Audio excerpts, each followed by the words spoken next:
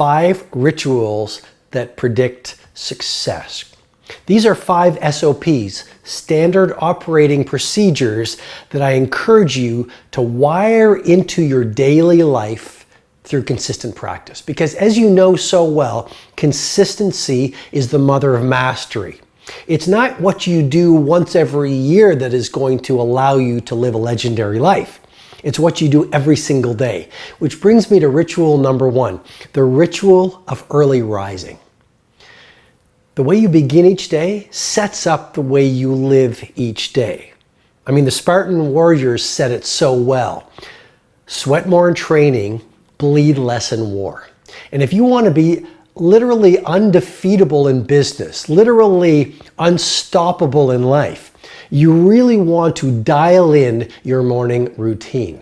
And so you want to do things like starting the day sweating, because that releases BDNF, brain-derived neurotrophic factor, that repairs brain cells from stress. You want to sweat because that's going to increase your metabolic rate, which is going to give you energy. And we live in a world where energy is even more valuable than intelligence.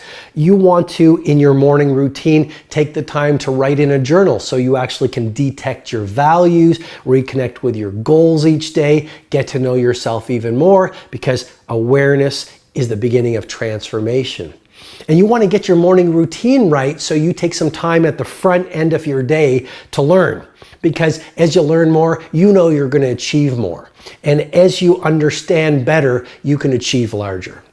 Which brings me to the second ritual that will predict your success. And it's the ritual of strategic time blocking. So you can tell me that excellence matters to you, that productivity is a value that you adore, that being great in business is important to you, that being a world-class family woman or family man is an imperative for you. But show me your schedule and I'll get a sense of your true values. I mean, your schedule each day really does predict the rest of your life. So it's not about what you talk about, it's about what you actually schedule. And the things that we schedule are the things that get done. And I'm going to repeat that again because it's so important. But the things that you schedule are the things that get done. There's something absolutely powerful about taking out a written piece of paper, and I like writing it, and having that map right in front of you. It's almost like a war sheet. You're like a warrior, and every day is a battle, but obviously a positive battle, a productive battle. But you literally start to schedule out every single day. And I do it on Sunday mornings. It's like a sacred routine that I do. And I take out this piece of paper, and I literally do Monday, Tuesday, Wednesday, Thursday, Friday, Saturday, and Sunday.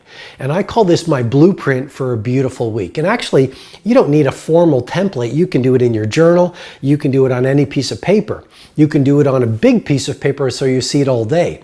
And again, I like writing it out because if I put it in my digital device, I forget about it. I'm a very visual type of a person, like a lot of creative people. And so what I do is, this is the ritual of strategic time blocking. I block out times at the office with my team. I block out times in creative work. I actually block that out. I block out times for beautiful family dinners with my loved ones. I block out my 2 massages every week. I call this my 2 massage protocol. It's really a great source of staying on the top of my game and having tons of energy. I block out my 5 a.m. routines. And literally, after this process, it takes me about 45 minutes to do, like I say every Sunday morning, I have blocked out my highest priorities. And so now I have a visual template, a visual map for a world-class week. Which brings me to the third ritual that will predict your success, the ritual of over-delivering. It is so rare in business and in society right now to see people that consistently go the extra mile. You're in a restaurant, the server generally gives you what you expect or less than what you expect. You go into a clothing store, it's what you expect or less than what you expect. You do business with any organization, it's generally delivering on what you expect, but more often, even less. So you have a gorgeous opportunity to lead the field in everything that you do by doing one thing, practicing every single day, because it's a muscle, the ritual of over-delivering. Don't just give your customers what they expect, give them 10x more than what they expect. Don't just give your organization what your manager, what your boss, what the organization is expecting from you. Show something that is so rare in today's economy. Initiative. Initiative. So you're asked to do a project, give them 5 more things than they expect. You're asked to give a presentation on something, go the extra mile. Consistently dial in the daily habit of over-delivering on people's expectations. And guess what? You become a merchant of wow. You become indispensable to your organization. I wrote a book a little while ago called The Greatness Guide, and one of the chapters talked about the importance of being indispensable. And I learned that when I was a young lawyer. And I remember talking to my mentor. And I asked my mentor, you know, the top litigator at this firm, how come he is the icon of the legal profession in this region? And my mentor looked at me and said, Robin, because that person is indispensable to this firm. Well, how do you do that?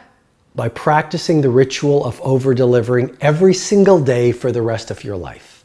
Which brings me to ritual number 4 that will definitely predict your success. The ritual of daily learning. And I call this the 60-minute student. The 60-minute student. No matter how busy you are, no matter what's on your plate, you absolutely must, if you want to be legendary in your marketplace, you absolutely have to do this. Schedule 60 minutes a day for your learning. It could be listening to audiobooks. It could be the next day listening to a podcast. It might be reading quietly. It might be writing in a journal, because writing in a journal about what you're learning, what you learned from your day, what you're learning from your life, that is learning. But 60 minutes a day, I absolutely challenge you with great love and respect, wire it into your day, because that ritual will allow you to know more about your field than anyone who's ever done your field in the history of the world. I mean, education is inoculation against disruption. And as you know more, you can achieve more. And we do live in a world where there is such a fascination with entertainment, you know, and everyone loves pretty pictures. And it's really easy to spend the best hour of your best days looking at what your friends are eating. And I'm suggesting to you, you think like a student. Because you're watching this mastery session because something deep within you wants you to be the master of your game. And here's the thing about every master. Every master thinks like a beginner. They're always learning. I mean, when I look at the masters, they're like, how did that person do that? I'm trying to deconstruct how that icon of the field does it. I'm always reading. I'm always going to conferences. I'm always having conversations with people I can learn from. So remember, the 4th ritual to predict your success is the ritual of daily learning. And don't just do this once a month, daily. Because as I said at the beginning, consistency is the mother of mastery. Which brings me to the 5th ritual, the ritual of private reflection. Well, it's very easy to be busy being busy. But let me ask you, what's the point of being really busy in your work life or your personal life if you're busy around the wrong things? I mean, it makes no sense to spend the best hours of your finest days climbing these mountains only to realize on the last hour of your last day, you climbed the wrong ones. And so what is the antidote to busyness and being reactive? It's reflection. And it's not really common in our world right now. You know, 100 years ago, we would spend a lot of time on the farm. I mean, there wasn't a lot of technology. We spent a lot of time in reflection, you know, taking these long walks, writing in a journal, having conversations with intimate friends where we would reflect on deeper things.